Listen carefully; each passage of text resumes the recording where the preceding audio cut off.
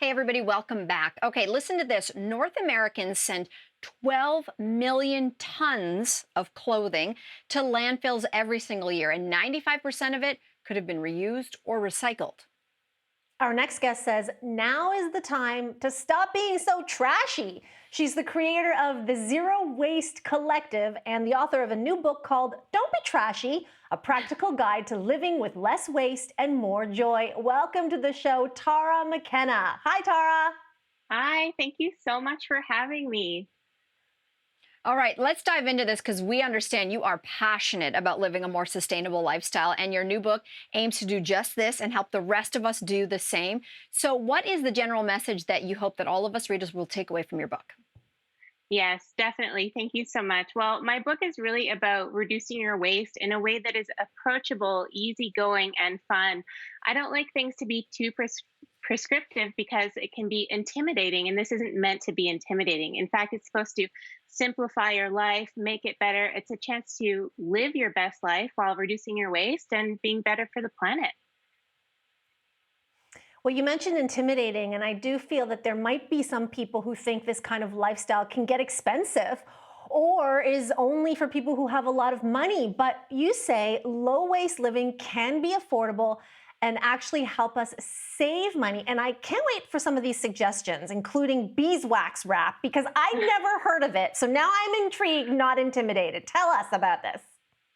All right. Thank you so much. So, yes, let's say the lifestyle can be expensive if you want it to be, but it can definitely be affordable. And quite frankly, if you're doing some of the zero waste swaps like beeswax wraps, you're going to be saving a lot of money in the long run. So let me tell you, I've got a couple, show and tell pieces here. This is beeswax wraps.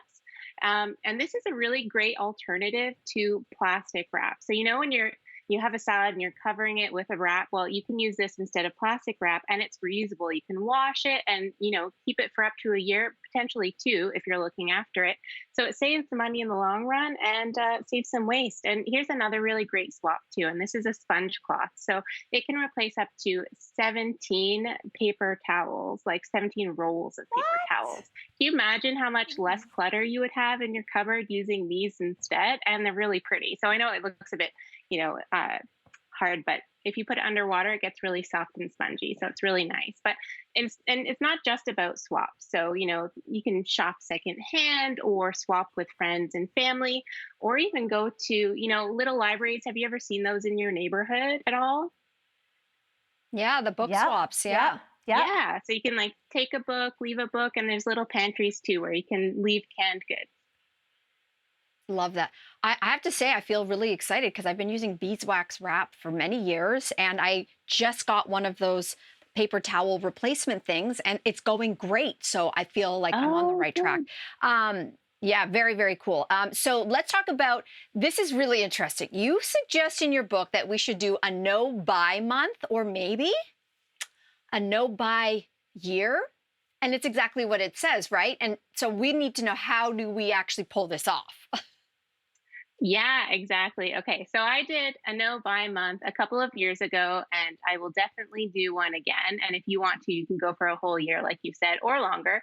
But it's essentially just taking a period of time where you're only buying the essentials. You're paying your bills, or you're buying your groceries or your toiletries, but you're skipping things like, shopping for clothes or home decor. And the idea isn't to deprive yourself. It's really a chance to kind of do a self assessment. Like, what does your best life look like aside from, shopping? Like, maybe that's your pastime.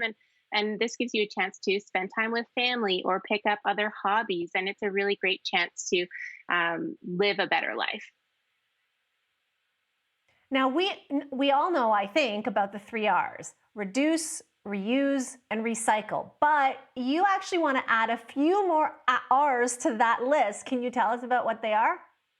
Yeah, for sure. So let's add rot, which is basically composting, and it helps save, food waste from landfills. And refusing. Refusing is a really neat one because it gives you a chance to say no to things like freebies or samples or junk mail. I simply have a no junk mail sign above my mailbox, and it helps reduce, the waste of flyers going into my recycling bin. And there's also repair. So repairing stuff that, breaks instead of throwing it in the trash bin, but even rewind a little bit further to buy things that you can repair because they're better quality will help reduce waste in the long run too. Oh, I love that.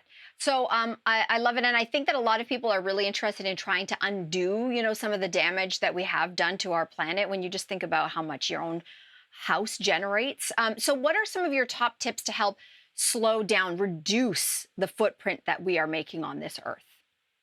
Yes, and I don't want this to feel overwhelming. Again, the book is meant to, enhance your life.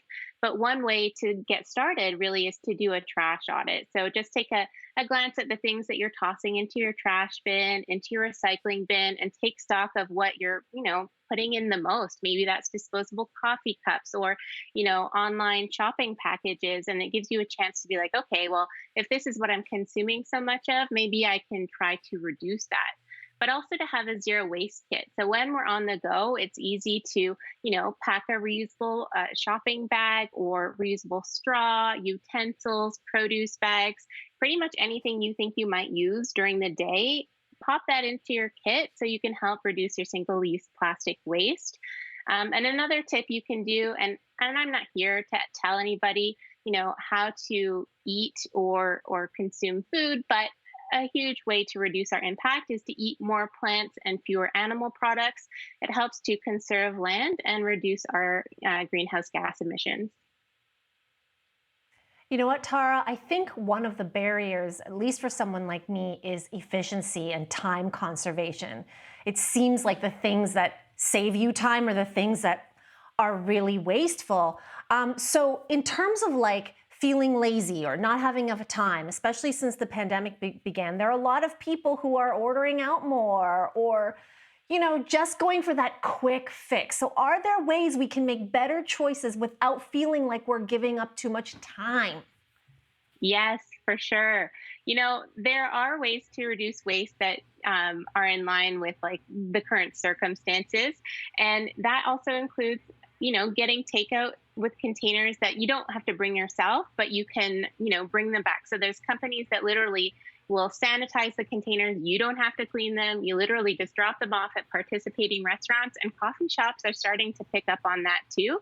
So it's nice because you're still getting the takeout. You can ditch the guilt because they're reusable containers and they are getting sanitized. So no concerns there. Love that. Great ideas. Tara, thank you so much. It's been so great to talk to you today. Thank you so much for having me. And let's remind everybody, although we can see it right behind you, great name of this book, Don't Be Trashy. It is available right now. We'll be back right after this.